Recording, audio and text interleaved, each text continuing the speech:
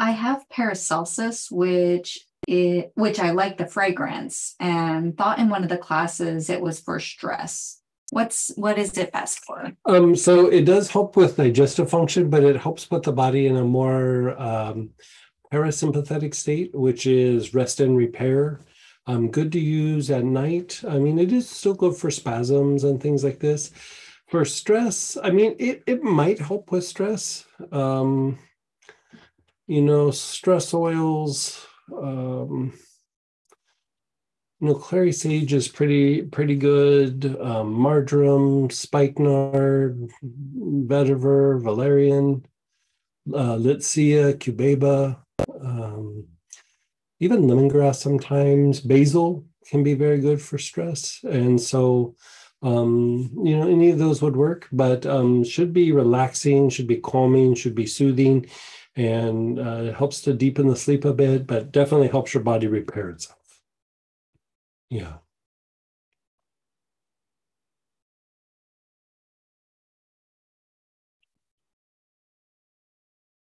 Yeah, go ahead, Kathy. Hey, Kathy. Hi, that was actually my question. And I do really want to know more about how to put myself back in the parasympathetic, because I've been really working on this stress issue because I'm a realtor and some weeks they just go crazy. Yeah. So, and in the market and my face pain and just stress in general. So, Yeah. the Paracelsus, and I do like it. For some reason, I'm attracted to it. Would I do it internally at night, or would I just No, I would put like summer drops on your abdomen. Like you don't want to take that one internally just because it has a lot of absinthium and good topically, not good internally. It's too potent. And so several drops on the wrist, you can inhale it. And I would actually do it in conjunction, given what you just said with, you're a realtor, you have some pain, you have all these different situations. I would put the Paracelsus on the abdomen and, maybe inhale it a little bit and then follow it up with about 20 to 30 inhalations of marjoram, and even maybe take a couple of drops of marjoram internally. And the thing with the marjoram is it helps to tone the vagus nerve, which is tied to parasympathetic function. And it pulls you out of the sympathetic, which is like stress, like it's fight, flight, and all that. And it's kind of rejuvenating. Like it helps to, like sometimes I try to think of words that like would better describe some of these things, because like sometimes I feel like I get a little too like clinical words, like it does this, where I would say it. Now we're talking marjoram now, right? Yeah, marjoram, and I would do it in conjunction with the Paracelsus. Okay. But the marjoram, you could say, kind of helps to lighten the spirit, or rejuvenate the spirit somewhat. And when they say spirit, they're meaning like like how you feel, like your emotions, not so much your thoughts, but how you feel. And so I would say in this particular area, that's a very good, like kind of 1-2 kind of go-to thing. And I'd probably go back to taking a little bit of myrrh internally. Okay. It would reduce because part of your stress is also the stress of being in pain. Your body will just have a pain response because of stress. They seem to be a vicious circle, one's causing the other, and you can't get out of it. Yeah.